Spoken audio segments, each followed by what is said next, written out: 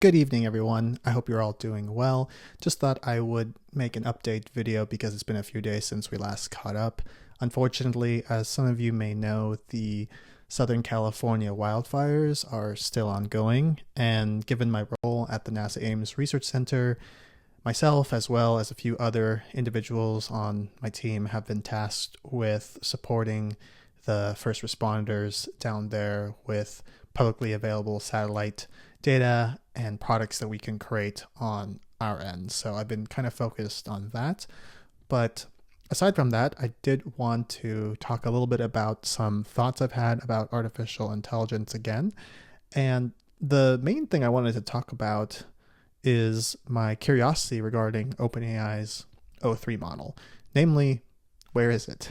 Because as some of you may remember, OpenAI's O3 was the final model released on their 12 days of OpenAI. Now, as you may recall, O3 made a lot of news because it succeeded on several different benchmarks relating to math and computer programming, and on most notably the ARC-AGI exam or benchmark, where it scored, I believe, above 75% on low compute and like 87 or 88% on high compute.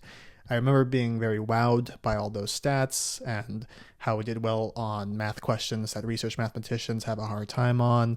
It's like in the top 200 on code forces or something.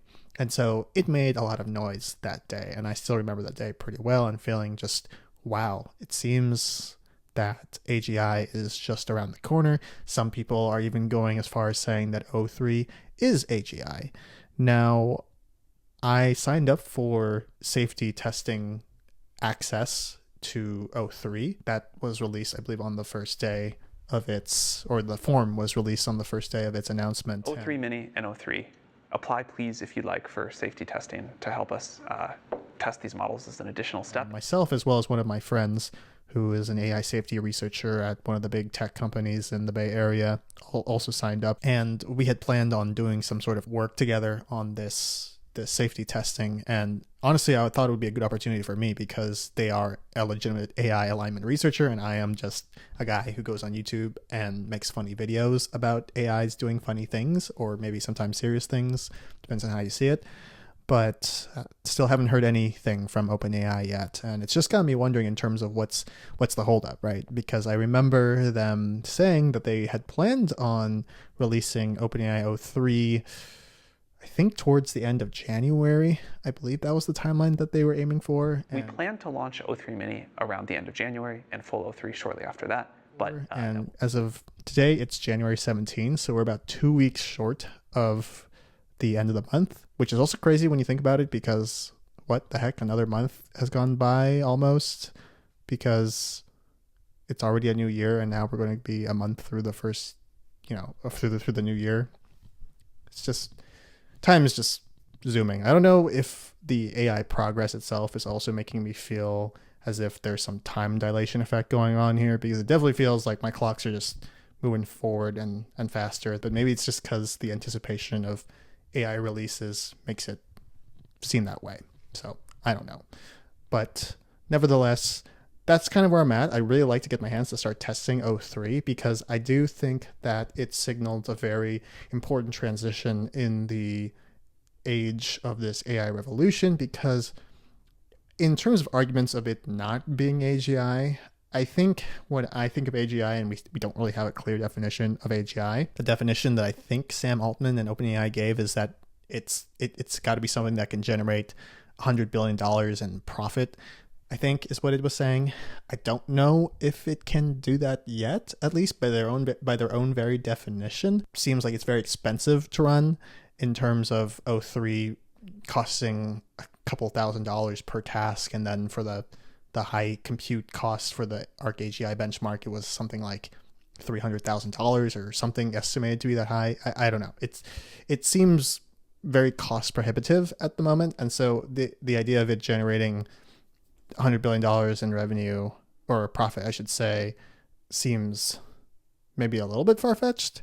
And so I don't know. I also just think that when I think of the term AGI is here, maybe I'm really thinking of ASI and I'm just messing up my definitions, but I don't know. I just thought by the time AGI would come, it would be human level performance on a lot of other tasks. I'm saying outside of like math and physics and science. I'm talking about just doing like sort of day-to-day everyday things in terms of driving my car and I don't know, making my lunch or doing my laundry or something like that. Maybe I'm just asking too much here because we don't have sort of physical robots yet. I mean, I know there are some companies that already have them out, but I don't have one yet. So I guess it's just like, maybe it's one of those things too, but maybe AGI is built, but then it takes a while for it to roll out for the, you know, common person like myself who doesn't have a ton of money to get access to one of these things. So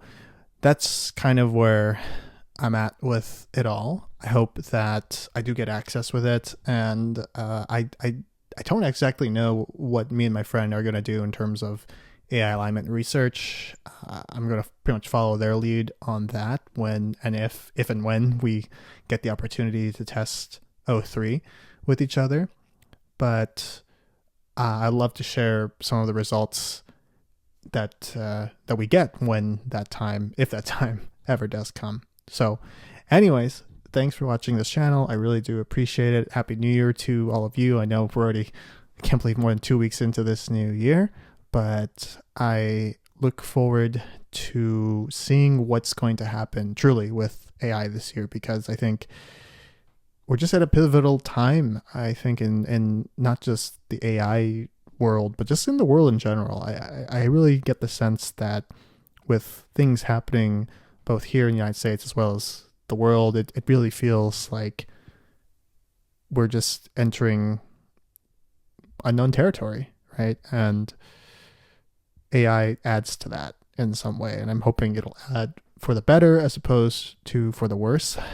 And I just want to remain optimistic and hopeful that we as humans can come together and find the best ways to implement AI to solve a lot of the challenges that we are going to be faced with in the coming year.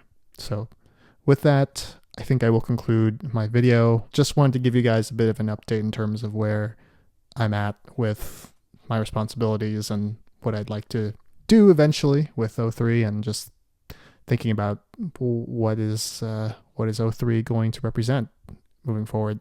So thanks for watching. I'll be back with more in the near future, and I hope you have a great night.